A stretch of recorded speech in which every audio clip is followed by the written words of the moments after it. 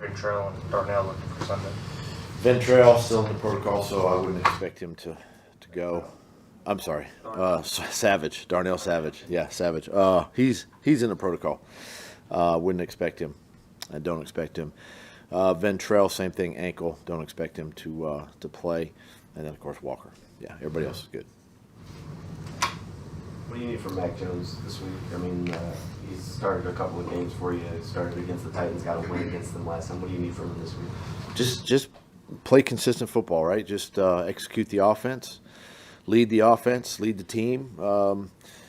Really doesn't have to do more than that. Just again, just control what he can control. Put the ball in play, and do that. I think if he does, then what we've seen obviously from him, great things and good things will happen. You've talked about pride a few different times this season and just finishing the season strong. Just to play one more time at home, just what's it going to mean this week? I mean, it's going to mean a lot in front of our fans. I mean, it's just going to be a great atmosphere with Tennessee coming here and an AFC South opponent, to finish up our home schedule and to try to get a win. And that would be just, I think, for us, just huge. And again, a step in the direction of trying to finish the season the right way. This time of year with 2 games left, did you start to worry about guys maybe potentially checking out? I mean, there's always a possibility, but again, I think that falls on me to make sure that doesn't happen and keep everybody engaged and the coaching staff and again, once you play and you kick the ball off on Sunday, everybody's engaged and locked in, so wouldn't expect too much of that.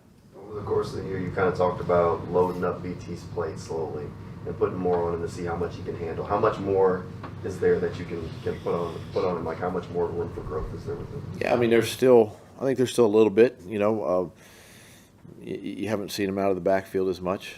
Different things. You see, a guy like Jamar Chase can come out of the backfield, or Justin Jefferson out of the backfield, guys like that. I think there's some of that. It just creates matchups. Takes double teams away. And then just keep expanding the route tree. There's certain things that we haven't done with him yet that we can continue to work on and then still emphasize his strengths. So I still think there's room to really grow a little bit more in all that he does. Tony Pollard hasn't practiced for them the last 2 days. Not sure exactly if he's going to be able to go or not, but obviously he hurt you guys in the first meeting, especially in that first half. If he can't go, what does that do to their run game? Yeah, he's a big part of the run game, obviously. Good running back. Look, it's always been sort of the next man up mentality, I think, with every team, and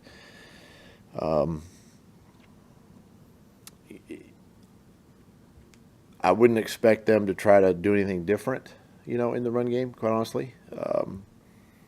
I still think that, themselves and us, I mean, that's what you try to establish in games like this. Try to get that thing going, because that'll open up some of the play action and the movement and the screen game and all of that. But I just think that, we're going to continue to try and find ways to get the ball to really not just their runners, but all their skill guys. Were you surprised that they opened up that game with, what was it, 8 or 9 straight run plays? Not necessarily. I think too, sometimes you get in those games, and if you get those 1 or 2 runs going, you just kind of go, okay, I'm just going to stick with it, and it might have been some of that, but then too, you got to look at what we have not been able to do and stop people early in games, right? So the fundamentals of football of just blocking and tackling, and so those are things that we emphasize, and so I wasn't surprised that they did that.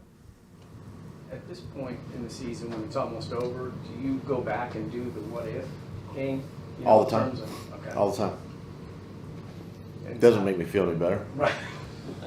Right. But I mean, what's your biggest what if at this point? Would it be the opener in Miami, the fumble? Well, I mean, you have to go all the way back to that game,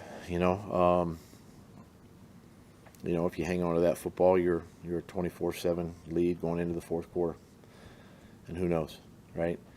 Go to the next game.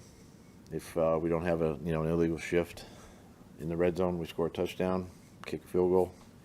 It's a different ball game. It's what if, you know? And it's even the first Houston game, opportunities down the field to make plays, and we don't do that. Again, it's the fundamentals of football, and so you go through that. I don't let it really eat. It's not going to eat me up, right? Because I can't do anything about it now. But things that as a team we need to learn.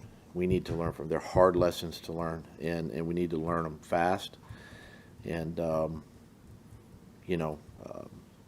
for us to have 9 one-score losses this year, and you look at what the Chiefs have, 16 or so one-score wins, so it's just a matter of making those plays. It's just making 1 or 2 more plays a game, and then it goes the other way for you. And that's what we have to learn.